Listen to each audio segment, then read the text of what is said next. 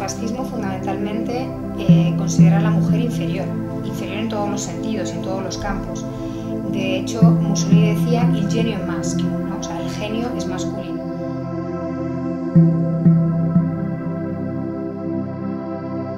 Y por otro lado, pues, está el campo masculino, que sería el campo del trabajo o la política, etc. Es decir, consideran que esa inferioridad no les permite que sean buenas, por ejemplo, ni en el trabajo, ni en ámbitos ni en la ciencia, por ejemplo, en ámbitos que están destinados específicamente al hombre. Entonces, esa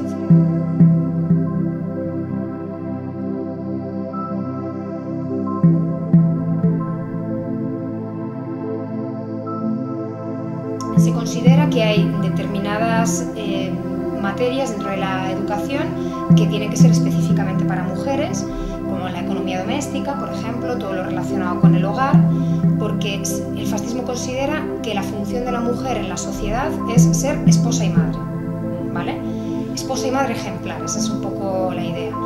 Entonces, desde que las niñas nacen, a través de una escuela segregada, una escuela diferenciada, los niños por un lado y las niñas por otra, los niños tienen que aprender a que tienen que ser padres y soldados para la patria, y las niñas tienen que ser buenas madres, buenas esposas, y es la mejor manera de servir a la patria.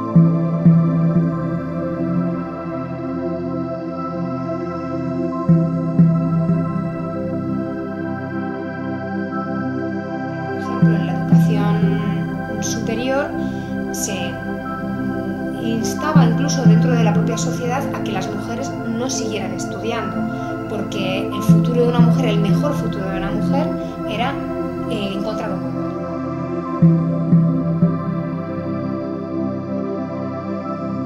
La mujer podía ser maestra, pero no podía trabajar en un laboratorio, por ejemplo. Podía ser enfermera, pero no médica.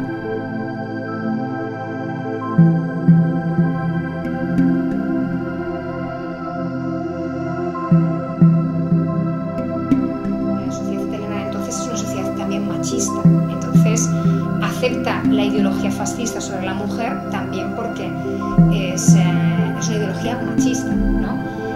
Y bueno, luego a partir de todo está relacionado, digamos, ¿no? A partir de la educación tampoco se quiere a las mujeres en el ámbito del trabajo y se hacen leyes en contra de la mujer en el ámbito laboral, porque se prefiere dar el trabajo a los hombres, sobre todo después de la Primera Guerra Mundial, cuando han vuelto del frente. Se hacen leyes, por tanto, en contra de la mujer en el ámbito del trabajo. Se considera que determinados trabajos pueden dañar la función de la mujer, que es la de la fecundación. La mujer se considera en su función reproductiva, y si un trabajo puede dañar su función reproductiva, como trabajar en una fábrica, entonces se hacen leyes en contra de eso.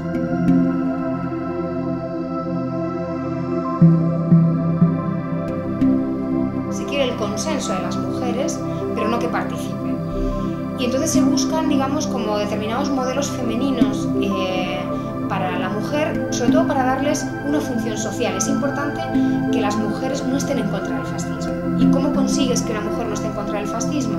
Pues lo que haces es que las conviertes digamos, en heroínas públicas, pero sobre todo cuando cumplen determinadas funciones que son las que interesan al fascismo. ¿Y cuáles son esas funciones? Ser madre, y de hecho la mejor patriota para el fascismo era una madre. Se crean, por ejemplo, los premios a las madres prolíficas. Cuantos más hijos tuvieras, más heroína nacional eras, ¿no?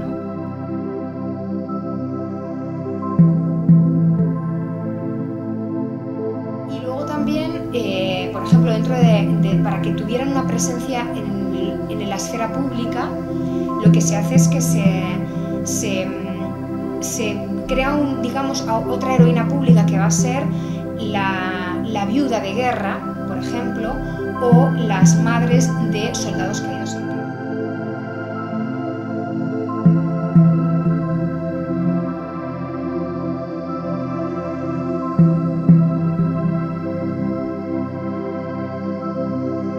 Incluso se crea un día, que es lo que se llama la Giornata della Fede, la jornada o el día del anillo, donde las mujeres de Italia, las esposas de Italia o las madres, ceden, dan su alianza de matrimonio al país para poder pagar la guerra, ¿no? O sea, porque ese oro se funde y se va a pagar la guerra. Entonces, la propaganda no se olvida de las mujeres, porque evidentemente se les tiene que dar una función social y una función política, que no es la de intervenir en política, porque no hay ninguna mujer en política, ni siquiera las organizaciones feministas, perdón, las organizaciones fascistas.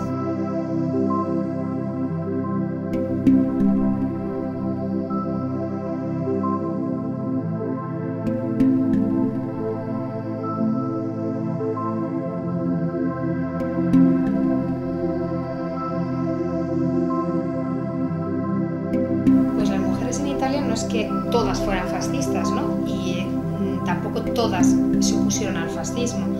Evidentemente hubo variedad y hubo fascistas convencidas.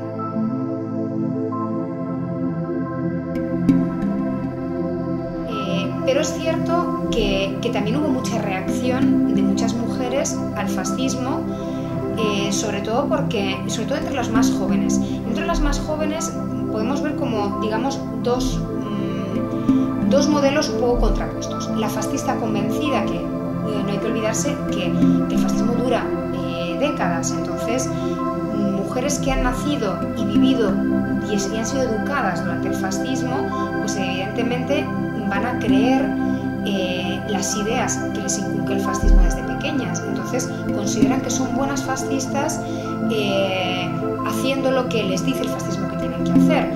Se consideran que manifestándose, por ejemplo, cada sábado en Piazza Venezia o haciendo la marcha para hacer vítores al duce, pues evidentemente es algo que hacen convencidas de ello, ¿no? Pero claro, hay también mucha gente, o muchas mujeres sobre todo, que no solo no estaban convencidas de que era lo mejor hacer eso, sino también que estaban en contra de la política fascista en muchos ámbitos, sobre todo en el ámbito laboral.